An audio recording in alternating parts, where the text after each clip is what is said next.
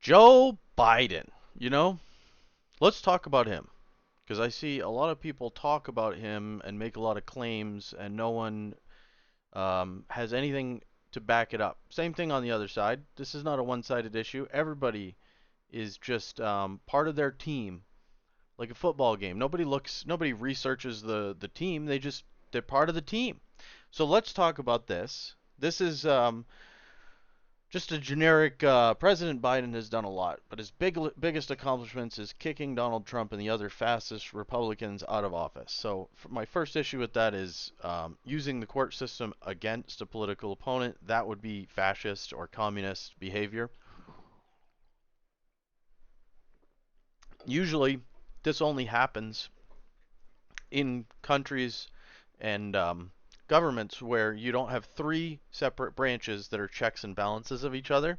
The only way it happens in a country like that is if there's so much money flowing around that the money behind everything can buy each of the independent branches, the presidential, the Senate and Congress, and the courts, judicial, legislative, and executive, all captured, all working together like there is no separation, like there is no check and balance. So that's where we're at. So anyway, I'm going to respond to this post, um, and I'm going to leave the actual congressional record um, with the quote right at the bottom of what he actually said, not what Politifact says that he said. Which let's go over to that right now. So this is Politifact.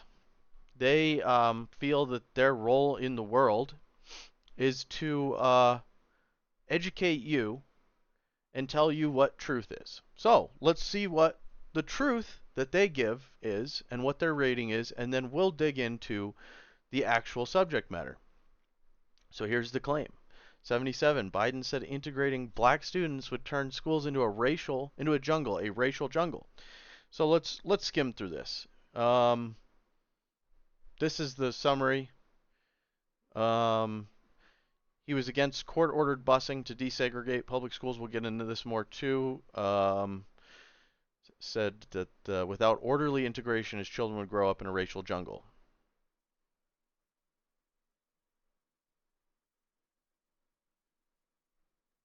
So they're responding to a Facebook post, not the actual claim. They're saying that Facebook post is missing context. Featured fact check. Biden never opposed voluntary busing, according to the Times, but no one's going to voluntarily bus. Segregation was a thing, and the only way it was going to become not a thing is for the government to intervene. That became clear, and that's why there was legislation. As a young senator, Biden had emerged as the Democratic Party's leading anti-busing crusader, a position that put him in league with Southern segregationists, at odds with liberal Republicans, and helped change the dynamic of the Senate, turning even some leaders in his own party against busing as a desegregation tool. How are you going to they're not going to let him move into the neighborhoods, certainly, so busing was the only option. And they were hiding behind a constitutional concern. But I think we can clearly see that the Democrats, if the left is actually making unconstitutional accusations against their political opponents repetitively, like the charges that haven't stuck against Donald Trump so far, and if these charges also don't stick because he's protected by presidential privilege, this is uncharted. There's no precedent. So this is unfolding in real time, and the integrity of the judicial system is crucial in an outcome that aligns with reality as opposed to an outcome that aligns with a political agenda. And there's a lot of people weighing in on this.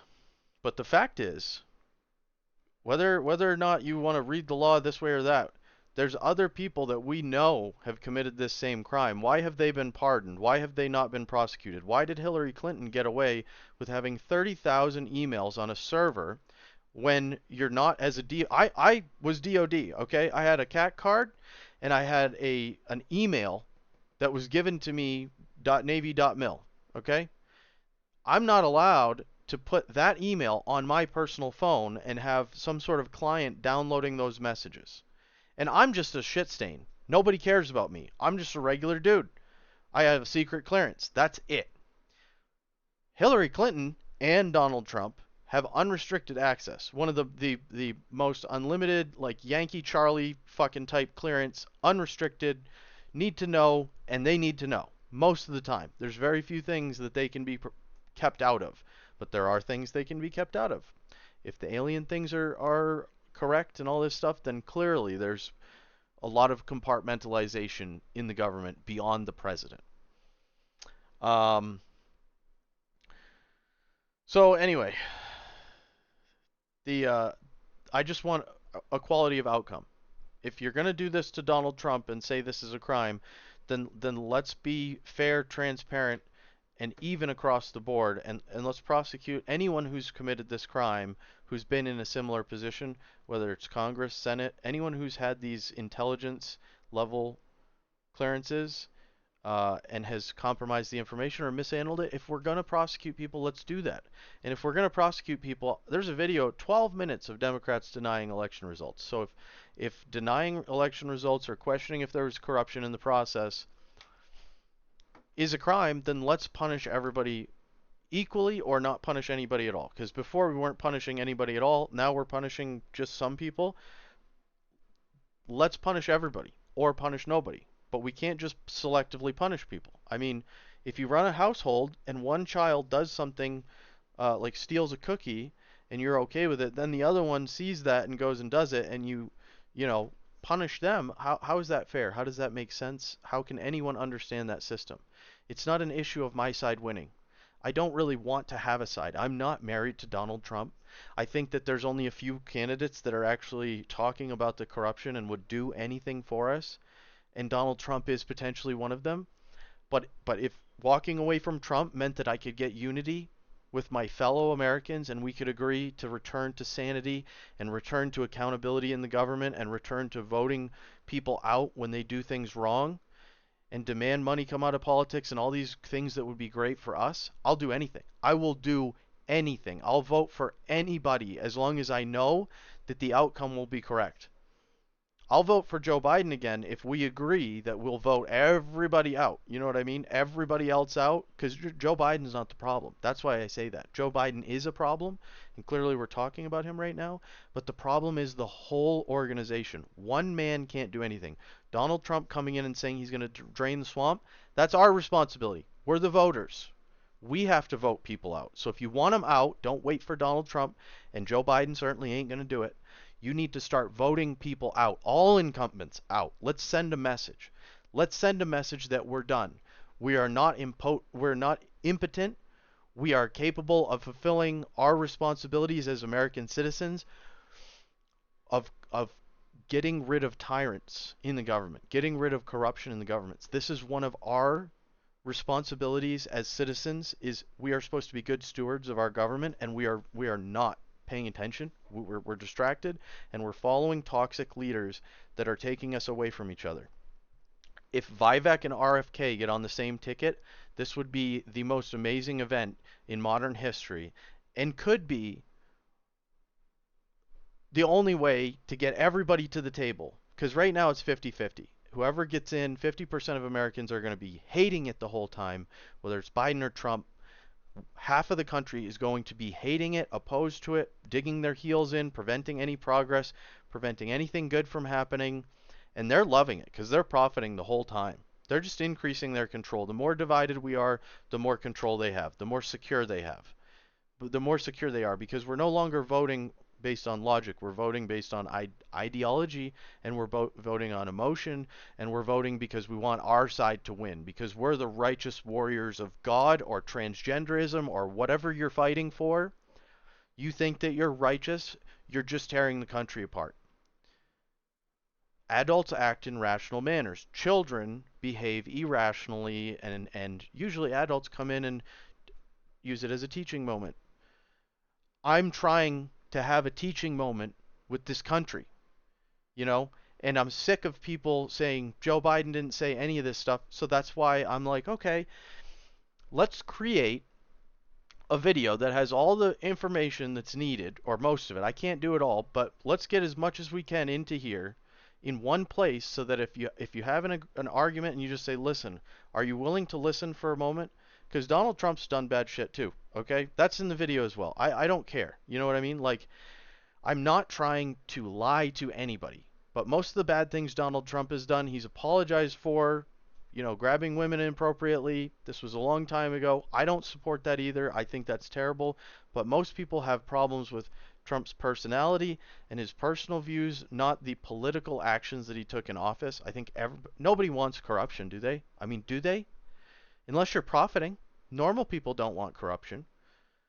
So I'm just trying to expose what corruption is there so that we can use logic and reality and truth to make our decisions as voters and hopefully vote in whoever it is. I don't care who it is. I want American unity, not Republican or Democrats to have control of the Senate presidency or the Congress. I don't give a shit. I don't care about the Supreme Court, because if we're all good people and there's not corruption in the organization, these checks and balances have worked for 247 years. And I still believe in them if there's integrity in the system and in the people that operate the system. That is the issue, not what team is winning.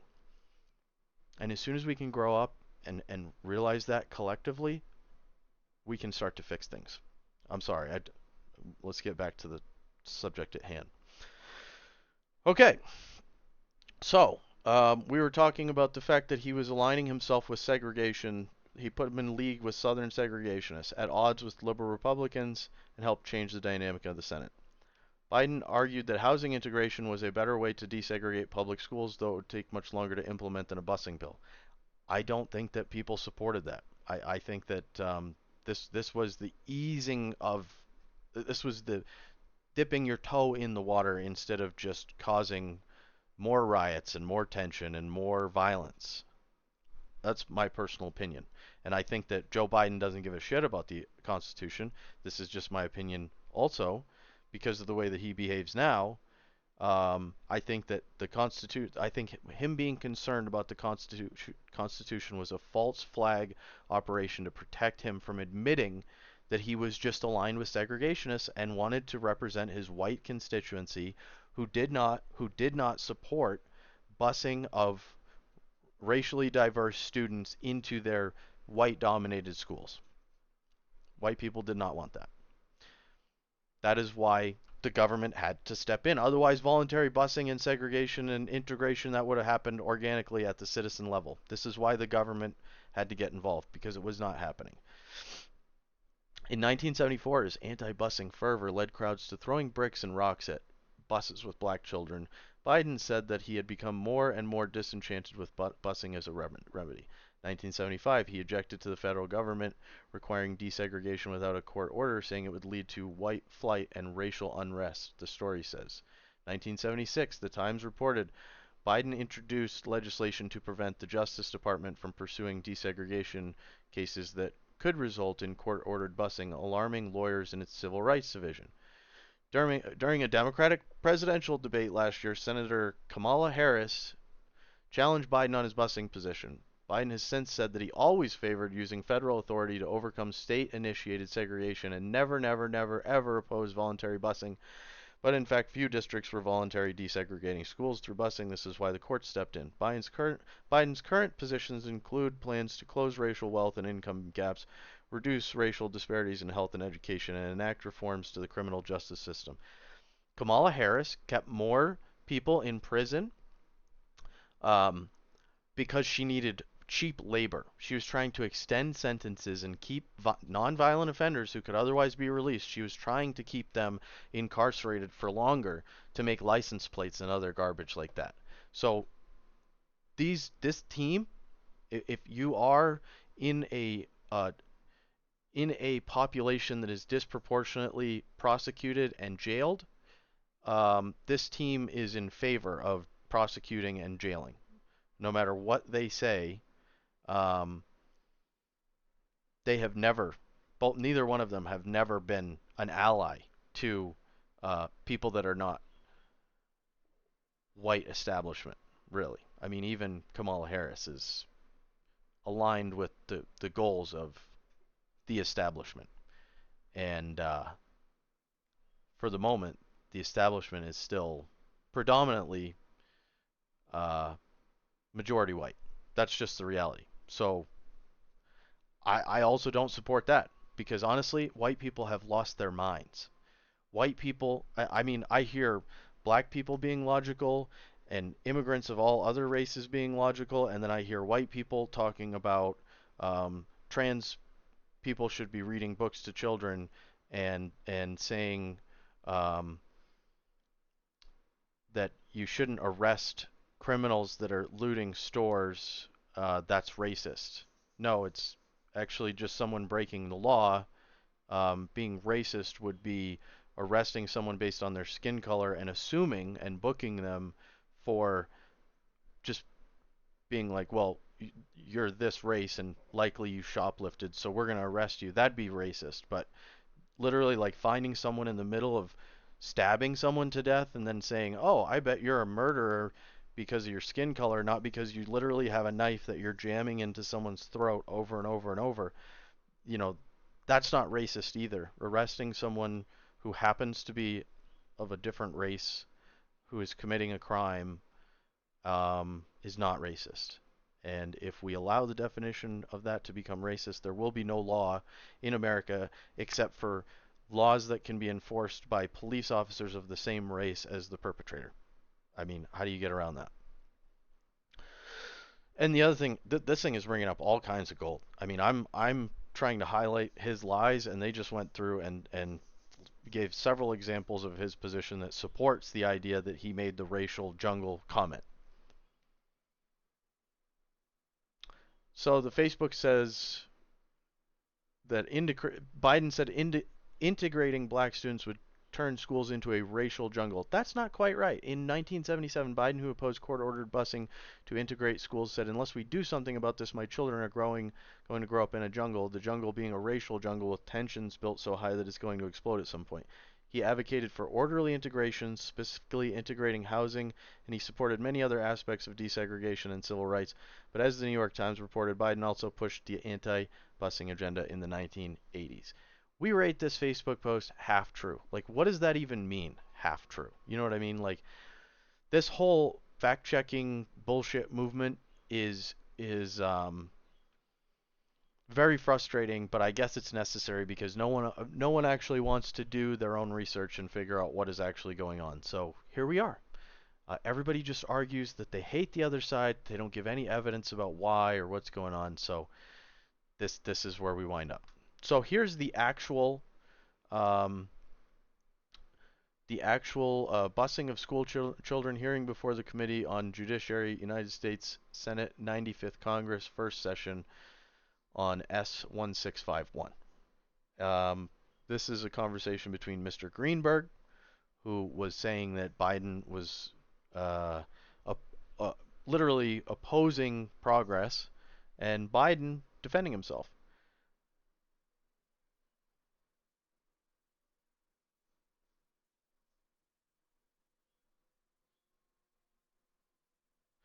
I'm going to link this so you guys can read page 252 and 253 if you want. I'm going to go through the relevant portion at the bottom, last paragraph. If you brought an action for performance of con... No, this isn't even... I'm sorry. I'm on one page. I'm on the next page. Okay, sorry. Unless we do something about this, my children are going to grow up in a jungle. The jungle being a racial jungle with tensions having built so high that it is going to explode at some point. We have got to make some move on this. Now let's go continue. You say I am throwing the brick. This is a reference to the bricks that were thrown through the bus windows by white people, the buses being filled with black children. I am not as good at analogies and homilies as you are, but I think pushing busing is a way in which it goes beyond the constitutional mandates like throwing a bus through the civil rights window. I think it has repercussions that are extensive in terms of the ultimate objective of seeing that we get integrated neighborhoods, of seeing that we eventually eliminate job discrimination, of seeing that we change housing patterns, of seeing alteration of tax structure. So this is just my opinion, but it sounds like he's not taking the easy, sensible road and then offering these more difficult to implement options as a way of stonewalling while protecting himself from being called a racist by saying, I'm just trying to protect the Constitution. I don't want to do busing. I want to do housing integration. But he knew that most people would oppose that even more than his base is opposing the busing. So by taking the busing off the table and putting more unsavory options on the table, you remove the need to actually perform desegregation, because now you've removed the idea that everybody could support, and you're only offering polarizing ideas that are far left or far right of what people are going to accept and be able to deal with as far as a certain amount of change over a certain period of time. You know, I mean, doing the big thing, that would have been great. But the practical thing was what they could do immediately, what they were already working on doing to end segregation and to bring this separation to an end. And he is clearly opposing it. This is all documented, as we saw in the Politifact, as we saw in this. And now, let's watch a video. Let's watch two videos. So let's watch this one first. This is just an overview of his record so that it's not just me talking and reading to you. And then this is several Clinton, Obama, and Biden remembering Senator Byrd.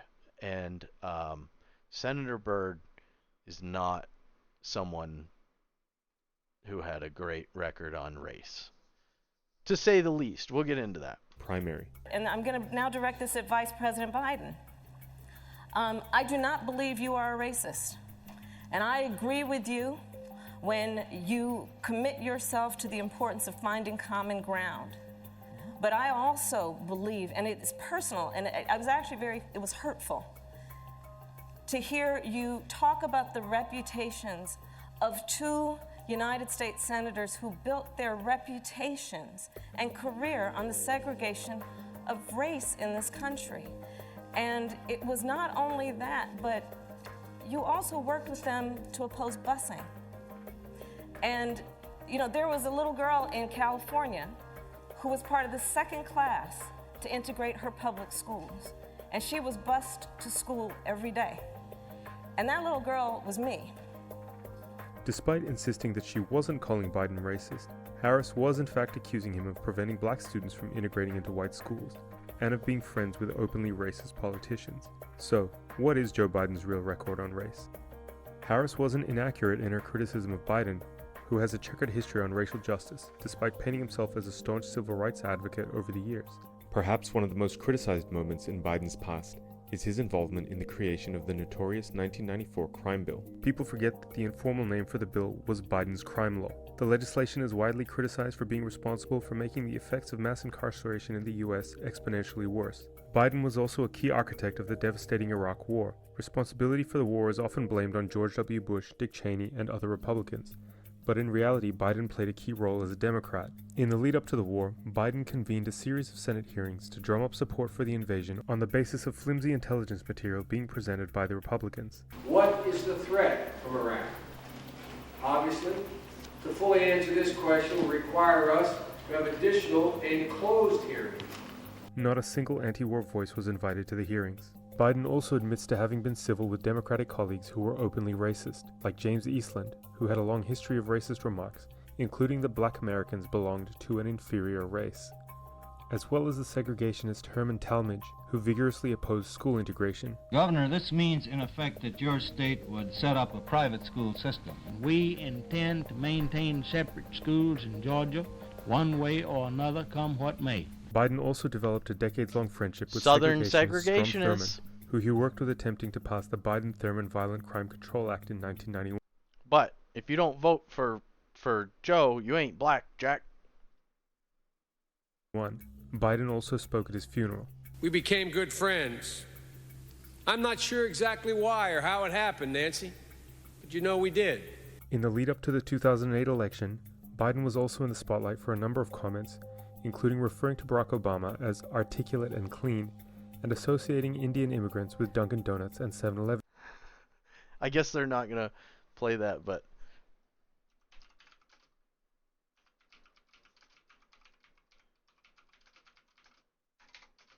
this is how he views black people, folks.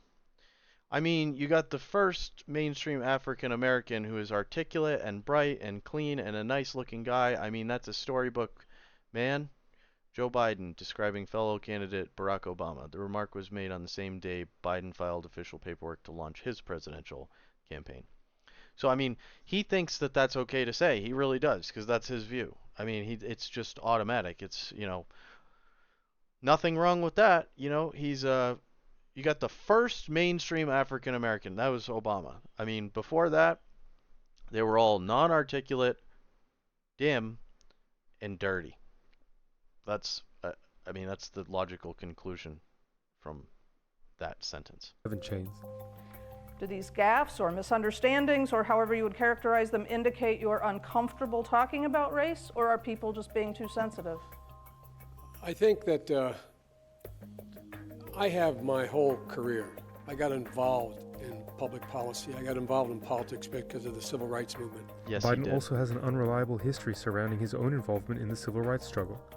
He has at times claimed to have been deeply involved, at other times not that active, and in the lead up to the 2020 election once again claimed to have been heavily involved. He was also caught out claiming to have been arrested trying to visit Nelson Mandela. This day, 30 years ago, Nelson Sorry, I'll finish. Mandela walked out of prison and entered into discussions about apartheid. I had the great honor of meeting him. I had the great honor of being arrested with our UN ambassador on the streets of Soweto trying to get to see him on Robbins Island. You now say you weren't arrested and it didn't happen in Soweto. You were at the airport in Johannesburg and you were stopped from going through the door for blacks. I guess the question is, were you confused or were you just trying to embellish a story? Offered the chance to run with Biden.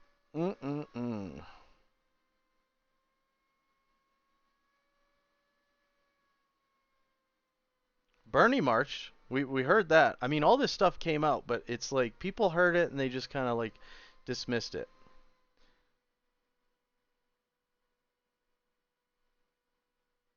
In 1987, Joe Biden said he was a teenage civil rights activist. Then he said he wasn't. Now he says he was. Does he have a hazy memory, or is this all malarkey? This is the Intercept.com.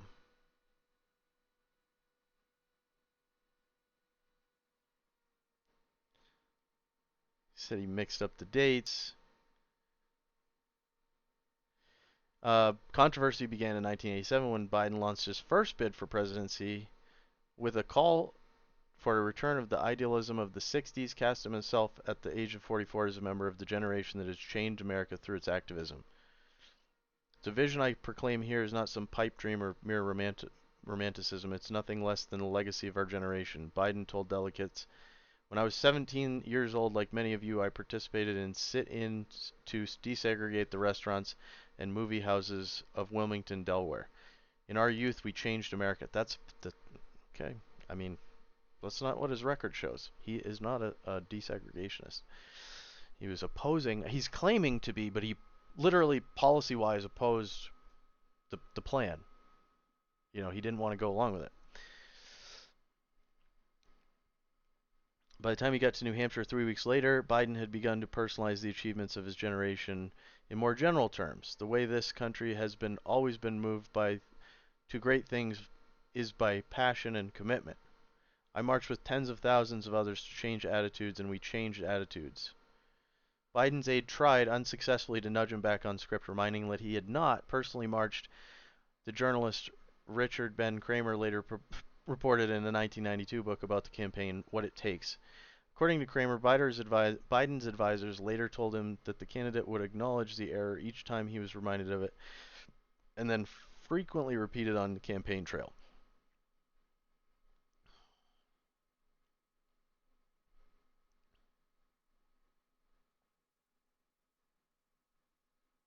In Biden's memoir, Promises to Keep, in 2007, as he prepared to run again, he recalled that the plagiarism scandal that had prompted a spiral of doubts from reporters about even the truthfulness of the stories he told about his use. Reporters were asking if I'd really been part of a group who objected to the treatment of black high school teammate who could not get served at a Wilmington restaurant, and if I'd really supported an effort to desegregate a downtown movie theater.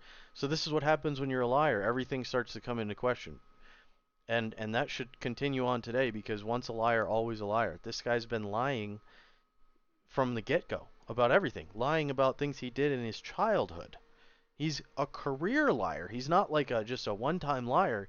He's a habitual, non-reformed liar who can never stop. He's just, he's got a compulsion. He can't help himself.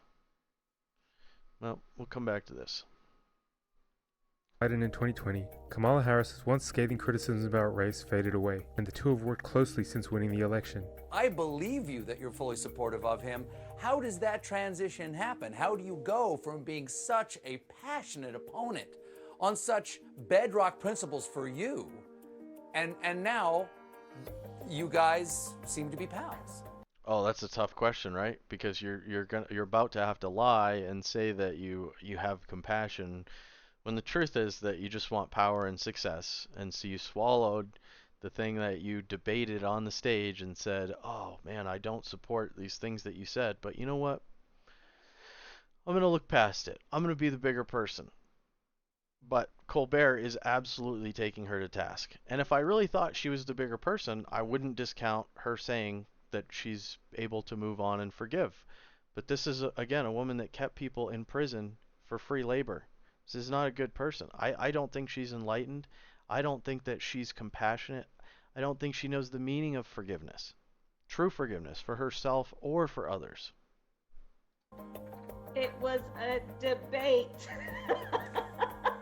Not everybody landed punches like you did, though. It was a debate. So you don't mean it?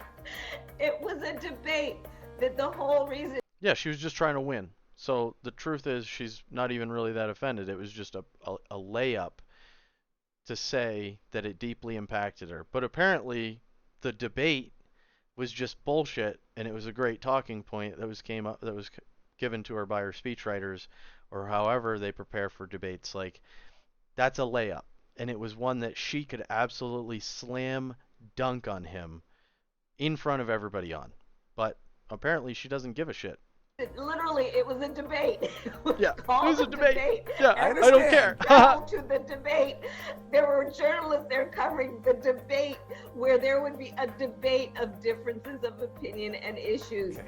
I am 1,000% supportive of Joe Biden, and I will again do 10 everything times I reality can to make sure he is elected. The Democrats may be keen to forget Biden's past, but should everyone else have to as well? So this is the Turkish broadcast service coming out with that video. So thank you for Turkey having some, integrity in their journalism still. Oh, perfect. Okay, so let's watch Remembering Senator Byrd, and let's see who speaks and what they have to say. Shall we? Thank you very much, Governor, all the members of Senator Byrd's family, Mr. President, Mr. Vice President, Madam Speaker, Congressman Rahal, and all the House members here, Senator Reid, Senator McConnell, the senators. Thank you, Senator Rockefeller, and thank you, Vicki Kennedy. I'd also like to thank all the people here who, at the time of his passing or ever, worked for Robert Byrd, who helped him to succeed for the people of West Virginia. I thank them. And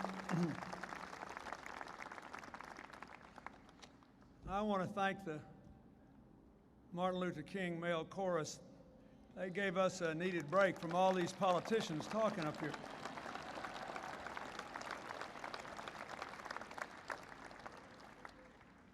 I want to say first that I come here to speak for two members of my family. Hillary wanted to be here today, and she paid her respects to Senator Byrd as he lay in state in the United States Senate before making a trip on behalf of our country to Central and Eastern Europe. I am grateful to Bob Byrd for many things. But one thing that no one has given enough attention to, in my opinion today, is that while he always wanted to be the best senator, and he always wanted to be the longest serving senator, He wanted every other senator to be the best senator that he or she could be. And he helped Hillary a lot when she came to represent the people of New York. I am forever grateful for that.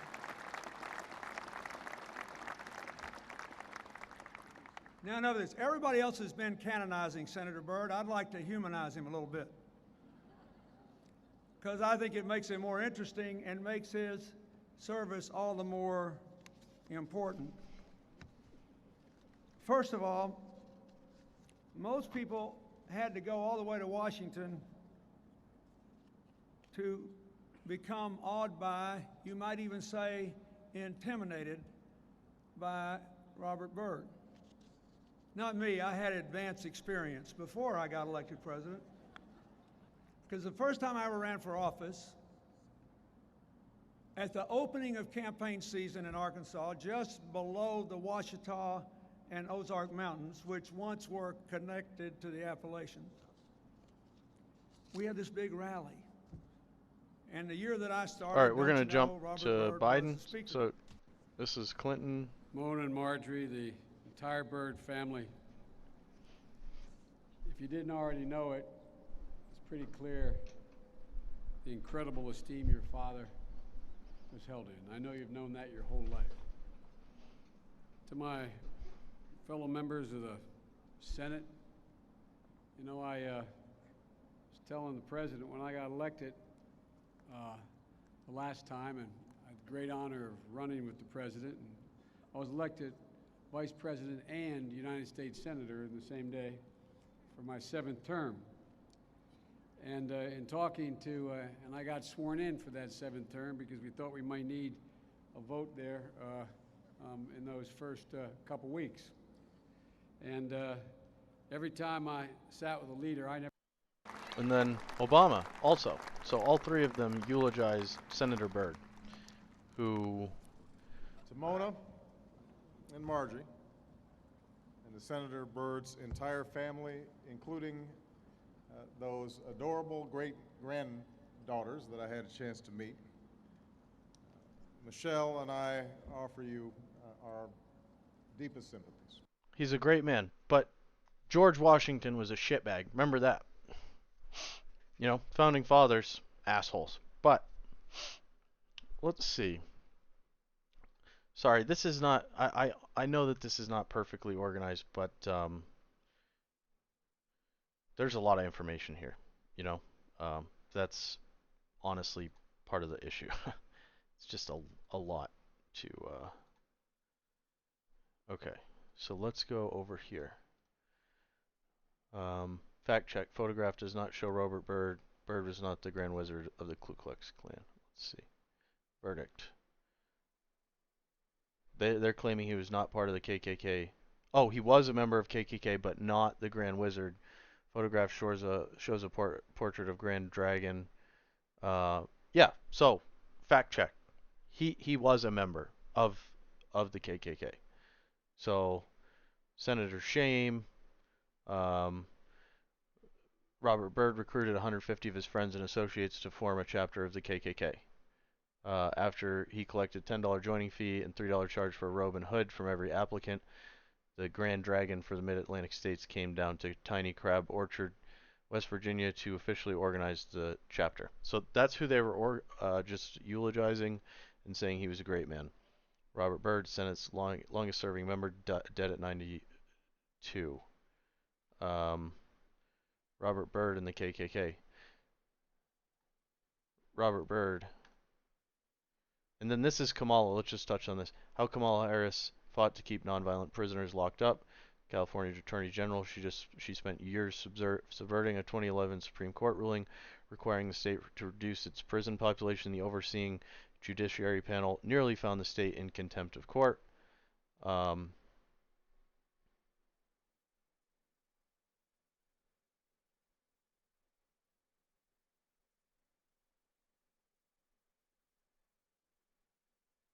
Yeah. If you want to read more about it, I highly suggest that you do. I mean, at this point, well, what are you gonna do? You know. But I'm actually not a person that does not believe that people can become better better humans. So the only reason that I'm illustrating the fact that I think that it's hypocritical of them to celebrate him is because they seem to be the party that does not believe that you can change, that does not believe that you are capable of good and bad things. If you've done something bad, you're a bad person forever. Like George Washington. Like we're not gonna celebrate him, but Obama, Clinton, and Biden all eulogized a quote unquote reformed KKK member who they think is great now.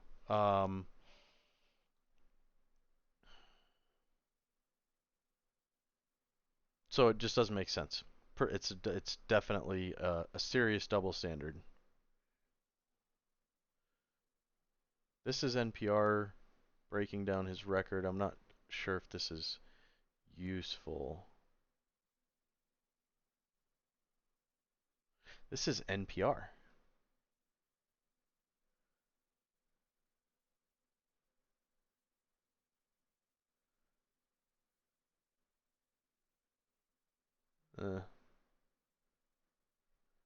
Whoa.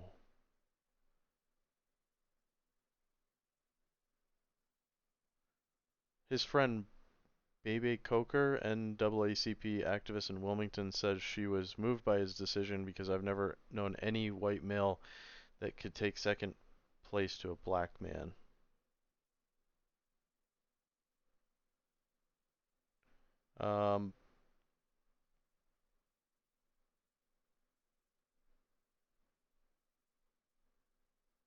Biden voted for the crime bill.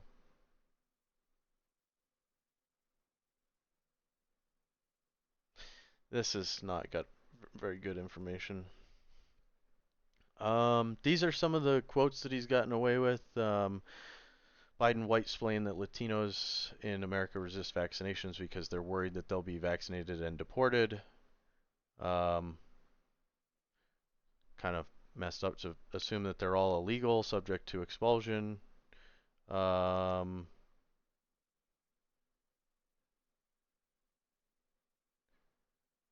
lectured about the fears that blacks may have of the vaccine, attempting to point out the historically shameful episodes when they were subjected to inhumane medical experience. They are used to being experimented on, the Tuskegee Airmen and others, Biden said. Then in this, he confused legendary World War II fighter pilots with a long notorious governmental study of syphilis among black men. On Charlemagne the God's popular morning show, Biden infamously asserted that to the largely black audience, that if you are unsure of whether to vote for him or Trump, then you ain't black. In 2020, he told a gathering of black and Hispanic journalists that unlike African American community with notable exceptions, the Latino community is an incredibly diverse community with incredibly different attitudes about different things. He's so ignorant about race. So ignorant. But he's also 90 something years old or some fucking crazy shit like that. Why do you think that this is, if you're anti-racist, why do you think that a guy who was born during segregation opposed desegregation and makes comments like this and eulogizes a KKK member who says he's a great man, loves his family, all this stuff? Why do you think this is your champion? And what is going on? Are you want to say Sound of Freedom is a movie for dads with brainworms? Joe Biden is a candidate for voters with brainworms. Like, read the evidence. Stop just using cognitive dissonance to deny reality and do whatever you want.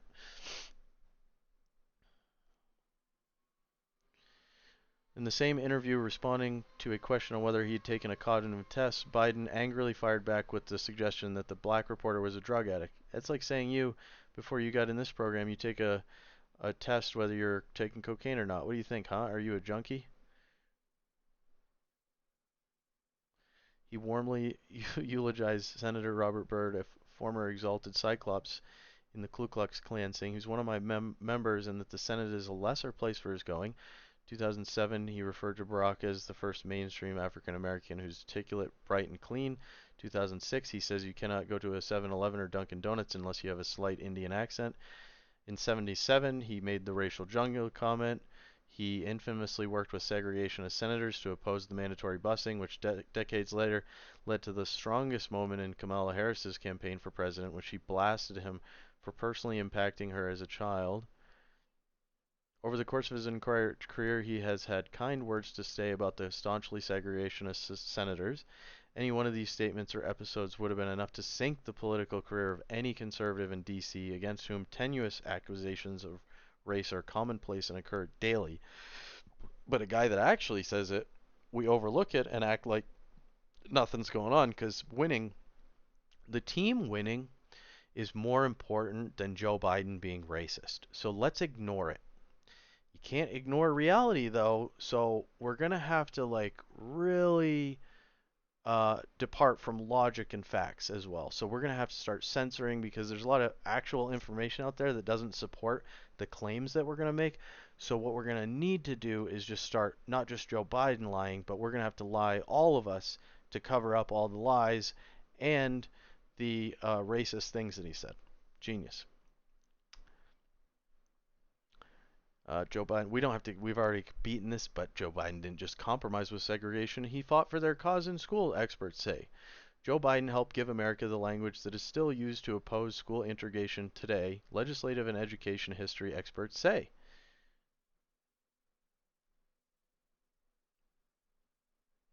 I'll link this. I don't want to drag this too long. Endless stream of lies.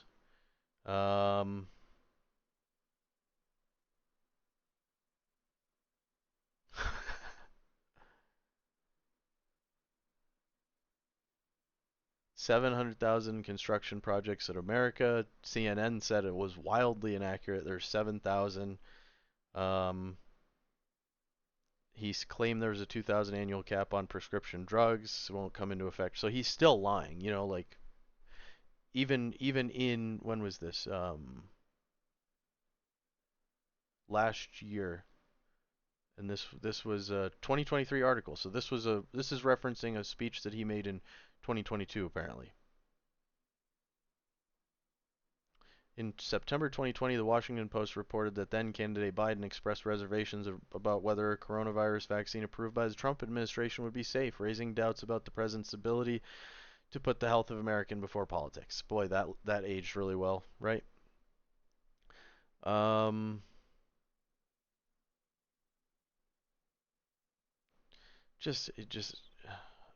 I'll link that article if you want to read it. His campaign for president collapsed after 3 months back in 1988 because he claimed that his education was something to do with his education. He said he was top of his class.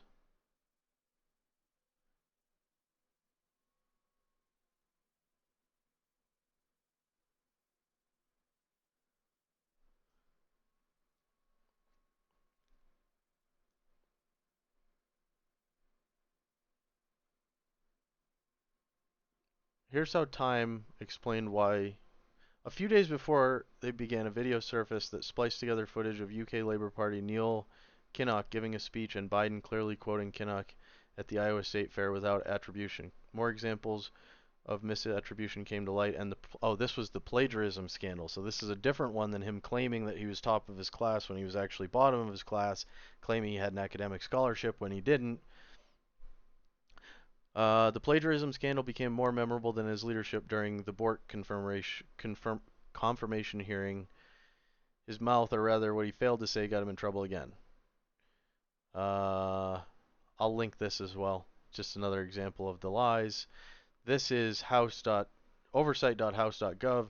This is 16 different lies recently, starting 2019 and later, regarding his business dealings, regarding claims he's made about his son. There's a lot of videos here. I don't want to go through all these. This is also, this link is the, this has videos embedded where he was questioned over his claims of civil rights activism. We talked about that, but we didn't watch the video. I'll link it so that you guys can watch it. Recent comments on race, there's another YouTube video embedded on this page, so I will make sure to link that.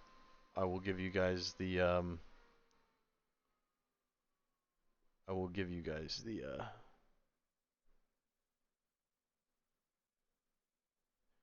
the links. So anyway, hopefully I'm not forgetting anything. I've done, the broad strokes. So the summary is that he's made racist comments recently.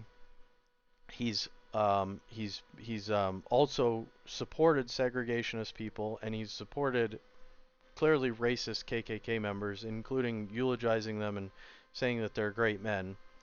So there's the racist issues, but on top of that, you've got the lies that started about his activism. It was about his schooling and where he placed in his class. He was plagiarizing speeches from other people because he doesn't have his own opinions. He's just his, I don't know. I can't picture why his speech writers would plagiarize. So that must have been something he did. I really am clueless on that.